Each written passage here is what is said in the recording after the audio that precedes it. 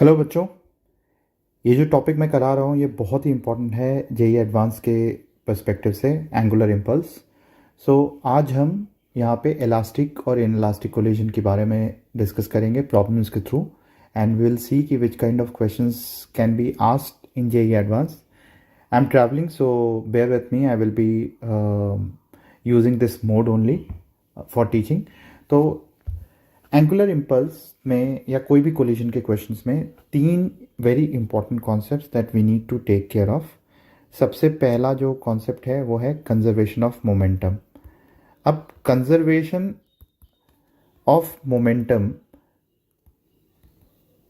इसमें हमें देखना है कि जब भी सिस्टम, अब सिस्टम ये लेट्स से अगर मैं रॉड और बॉल की बात करता हूँ तो rod plus ball can be a system. अगर आप इसको सिस्टम कंसिडर करते हो, रॉड अगर सिस्टम कंसिडर करते हो, तो आप सिस्टम जिसको भी कंसिडर करते हो, इस सिस्टम के ऊपर अगर एक्सटर्नल फोर्स ज़ीरो है तो मोमेंटम कंजर्व होगा, और वहाँ पे हम बोल सकते हैं कि change in momentum will be equal to zero और मोमेंटम विल बी कंजर्व्ड.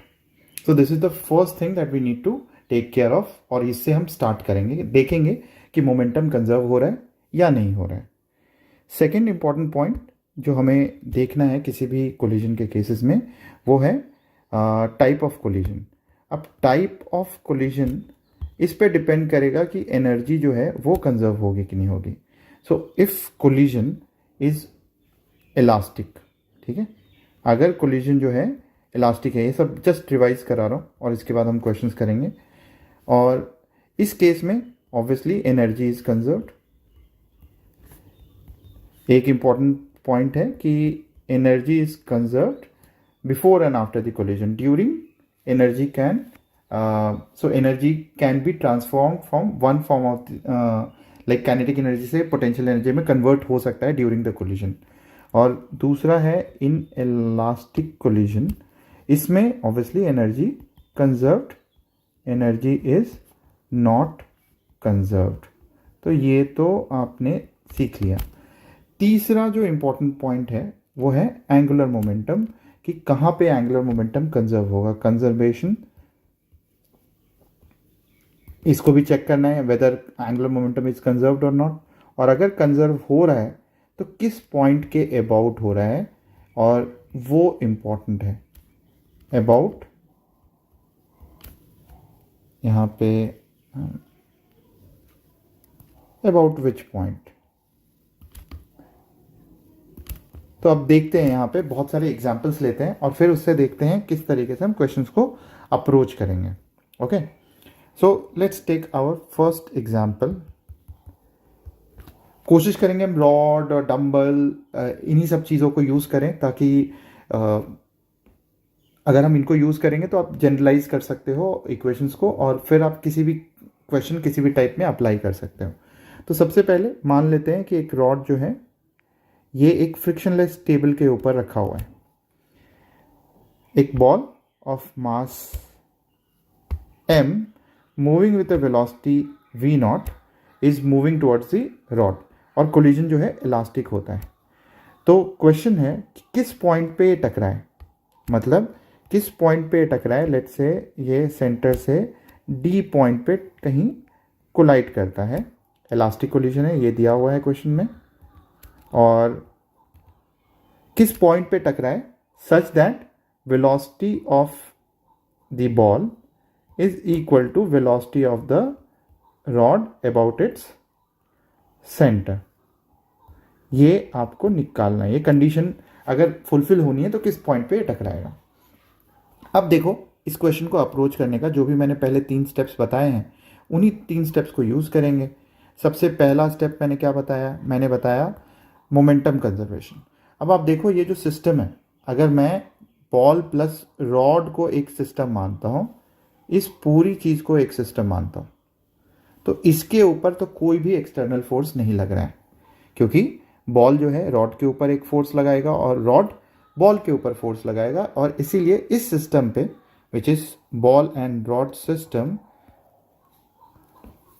इस सिस्टम पे ball plus rod, external force is equal to 0 और इसका मतलब है कि मोमेंटम जो है चेंज इन मोमेंटम 0। तो हम लिख सकते हैं यहाँ से इक्वेशन, और ये भी मान लेते हैं rod is m l, mass m, length l, same mass मान लेते हैं for simplicity. So now equation लिख देते हैं, m we naught initial momentum of this ball, और यही सिस्टम का इनिशियल मोमेंटम है। फाइनल मोमेंटम क्या हो जाएगा, डिवाइड हो जाएगा, कुछ मोमेंटम बॉल के पास जाएगा, m इंटू वी। इसकी फाइनल वेलोसिटी हम मान लेते हैं v है, तो सेंटर की भी क्या होगी, v होगी, और m v plus m v. So this is my first equation, और यहाँ से आ जाएगा v is equal to v not by 2। So this is the first equation or condition which we have derived. Okay. Now second, energy conservation. Because collision elastic है तो energy भी conserve होगा। तो energy conservation क्या बोलता है, initial energy ball के पास ही है m we naught whole square. ये एनर्जी कुछ रॉड के पास जाएगी और कुछ बॉल के पास रहेगी। तो भाई रॉड के बॉल के पास तो एनर्जी रहेगी half m we square. Rod के पास दो तरीके की एनर्जी होगी, एक एनर्जी रोटेशन की वजह से आएगी और एक एनर्जी इसके लीनियर वेलोसिटी की वजह से आएगी। ठीक है, तो रोटेशन की वजह से एंगुलर मोमेंटम होता है half I omega square centre के अबाउट, और ट्रांसलेशन की वजह से होता है हाफ एम वी स्क्वायर। ये हो गया, दिस इज द मोमेंटम। तो हाफ सारे कैंसिल कर दो, कट कट कट कट, और यहाँ पे m we naught whole square, m we naught whole square अगर मैं ये करता हूँ, this minus 2m v square is equal to I rod का क्या होता है, m L square by 12 omega square. ये हमने लिख लिया, एम एम एम भी कैंसिल कर देंगे, और यहाँ से v square minus 2 into v जो हमारा इक्वेशन आया था यहाँ पे v naught whole square by 4 is equal to l square by 12 omega square. और यहाँ से जो कंडीशन आ जाएगी, इधर आएगा v naught whole square by 2 और ओमेगा, और इसमें रिलेशनशिप आ जाएगा, वो क्या हो जाएगा, omega will be equal to under root of 6 we not by l, यही आ जाएगा। बिकॉज यहाँ पे आ जाएगा v naught whole square by 2 से 12 कट जाएगा 6, and it will be 6 we naught whole square by l square. तो ये सेकेंड कंडीशन आ गई, इसको भी हम यहाँ पे नोट करके डब्बे में बंद कर देते हैं। ओके, तो ये तो आप समझ में आ ही रहा है कि हम किस तरीके से अप्रोच कर रहे हैं। So this was our first equation, this was our second equation, and इसी पे थर्ड है कि angular momentum conservation. Now third equation जब हम करेंगे एंगुलर मोमेंटम कंजर्वेशन का, वो मैं किसी भी पॉइंट पे कर सकता हूँ। मैं इस पॉइंट पे जहाँ टकरा रहा है मैं इस पे भी कर सकता हूँ, मैं सेंटर के अबाउट भी कर सकता हूँ, but for simplicity angular momentum about centre of rod की बात कर लेते हैं। Centre of rod initially angular momentum केवल बॉल का होगा जो सेंटर ऑफ रॉड के अबाउट है, तो हम लिख लेंगे यहाँ पे conditions, m we naught into d, this is the angular momentum of the rod about the centre of the rod, finally m v into d, और उसके बाद रॉड चूंकि घूम रहा है तो रॉड का एंगुलर मोमेंटम उसके सेंटर के अबाउट क्या हो जाएगा, I C M into omega. So from here I will get M we not D minus M we not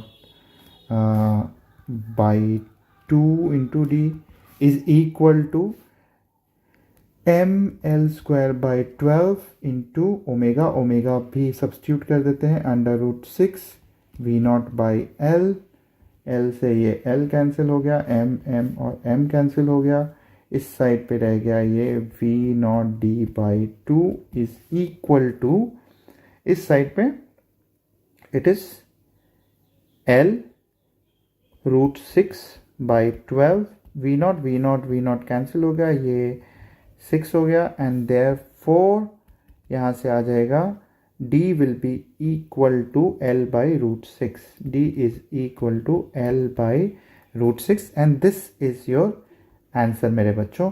तो यहाँ से आप देखो क्या हो रहा है। आप किसी भी टाइप के कोलिजन के क्वेश्चन को सॉल्व करने के लिए आप आराम से जो मैंने स्टेप्स बोले हैं उनको फॉलो करोगे। फर्स्ट इज कंजर्वेशन कहाँ पे हो रहा है, फिर आप देखोगे, ये देख लिया हमने, फिर आप देख रहे हो कि एनर्जी कंजर्व हो सकती है नहीं हो सकती, और तीसरा है एंगुलर मोमेंटम कंजर्व, लेकिन किस पॉइंट पे। जैसे इस केस में मैंने बोला कि आप किसी भी पॉइंट पे कर सकते हो। It is better to conserve it about the centre of mass. तो अब ये समझ में आ गया। अब हम क्या करते हैं, इसी को एक्सटेंड करते हैं इस कॉन्सेप्ट को, और अपने दूसरे एग्जाम्पल पे जाते हैं। एग्जाम्पल 2 कि मान लो यहाँ पे फ्री था रॉड। अब इसी रॉड को ना हम हिंज कर देते हैं। इस रॉड को हम क्या करते हैं, हिंज कर देते हैं, इसको बांध देते हैं किसी भी पॉइंट के अबाउट।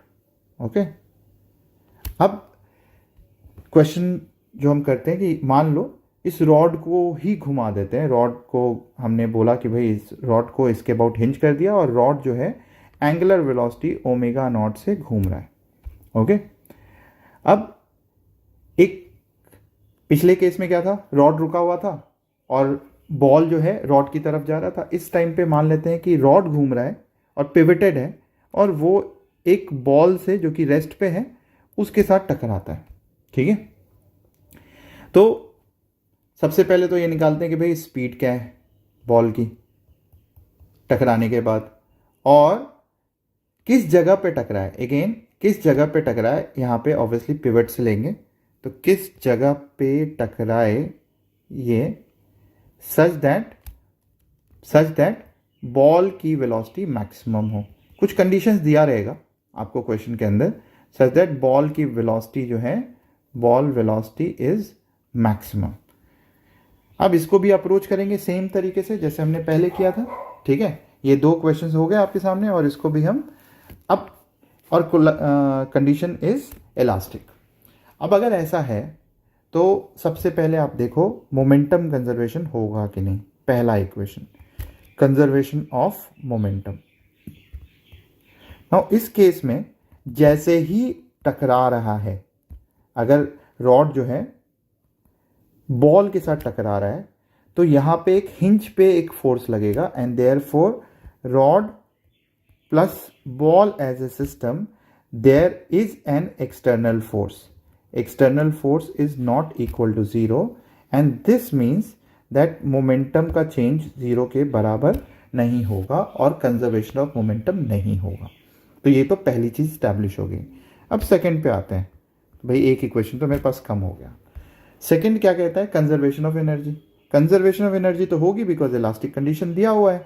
लिख देते हैं यहाँ पे भी, इलास्टिक कंडीशन तो दिया हुआ है। तो अगर ये है तो कंजर्वेशन ऑफ एनर्जी होगा।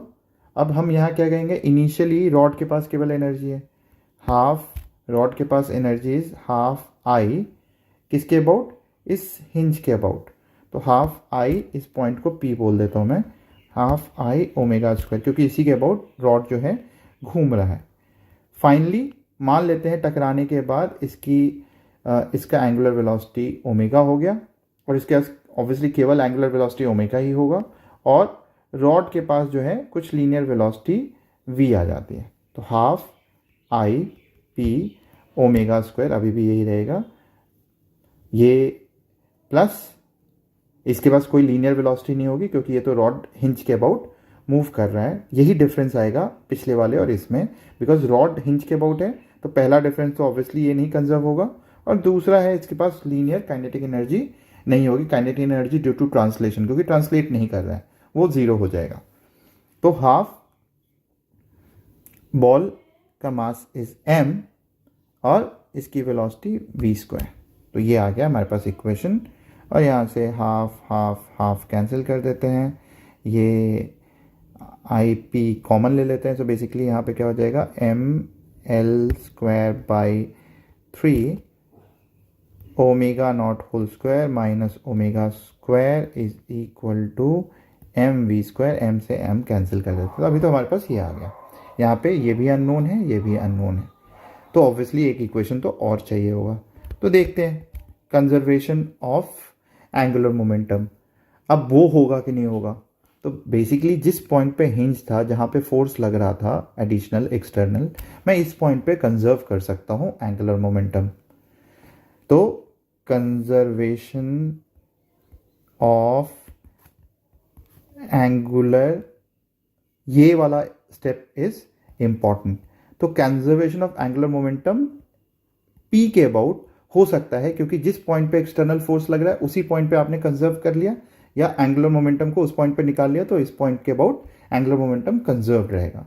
तो अब हम क्या करेंगे, इनिशियल एंगुलर मोमेंटम केवल रॉड के पास है, वो लिख लेंगे। फाइनल एंगुलर मोमेंटम रॉड का आई ओमेगा प्लस, अब इसके पास m into v into d, ये हो जाएगा।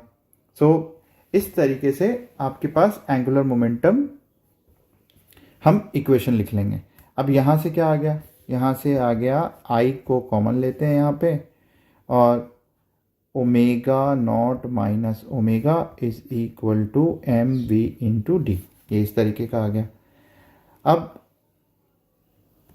अब अगर मुझे इसको सॉल्व करना है, तो या तो मैं इक्वेशन 2 और 3 को डिवाइड कर दूं या सब्स्टिट्यूट कर दूं।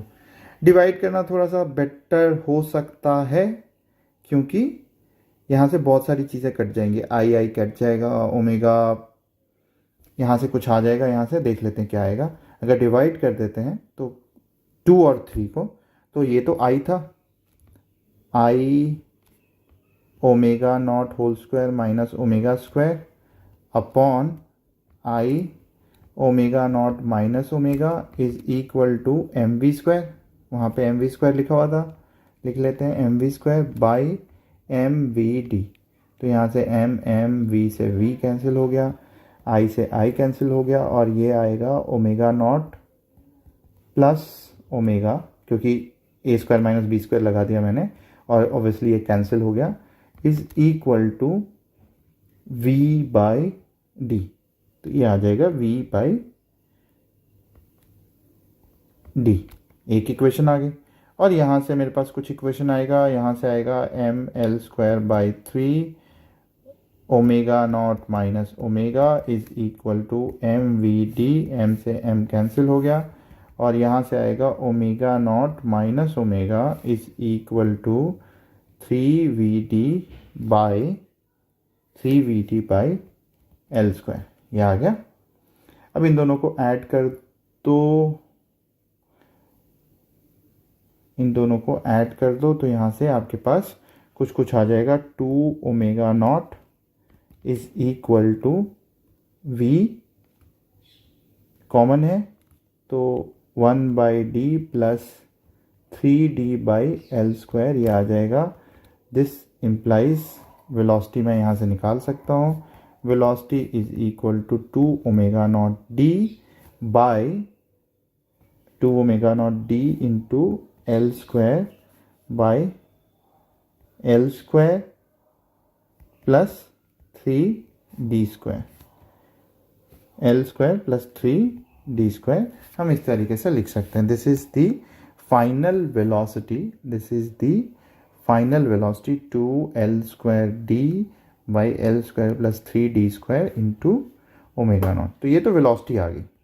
देखो किया कुछ नहीं, ऑल्दो ये कॉम्प्लेक्स दिख रहा है, बट हमने 3 ही इक्वेशंस यूज़ करी हैं। पहला वाला तो नहीं वैसे भी यूज़ किया, और बाद में हमने एनर्जी और एंगुलर मोमेंटम यूज़ किया। अब एक बार ये आ गया हमारे पास, अब आपको बोलता है कि मैक्सिमाइज करनी है वेलोसिटी। अब बहुत सारे तरीके हैं, देखो velocity is a function of, यहाँ पे देखोगे d। तो अगर मैं d को नीचे ले जाऊँ इस वाले इक्वेशन में, तो यहाँ पे बाई हम एक तरफ ले जा सकते हैं। So basically L square by d plus 3d, अगर इसको मुझे मैक्सिमाइज करना है तो ये वाली टर्म मिनिमाइज करनी पड़ेगी, हम उससे सॉल्व कर सकते हैं। बट अगर इसमें ध्यान से देखें तो हो क्या रहा है, काइनेटिक एनर्जी रॉड की, यहाँ पे देखोगे रॉड की काइनेटिक एनर्जी ये ट्रांसफर हो रही है इनटू रॉड की काइनेटिक एनर्जी और बॉल की काइनेटिक एनर्जी में। तो अगर मुझे काइनेटिक एनर्जी मैक्सिमाइज करनी है बॉल की, इसका मतलब एक और तरीका हम सोच सकते थे कि if we have to maximize the velocity or kinetic energy of the ball, I could have said कि final kinetic energy of the rod will become 0. अब अगर ऐसा करेंगे तो डायरेक्ट आंसर आ जाएगा. आप करके देखना इससे.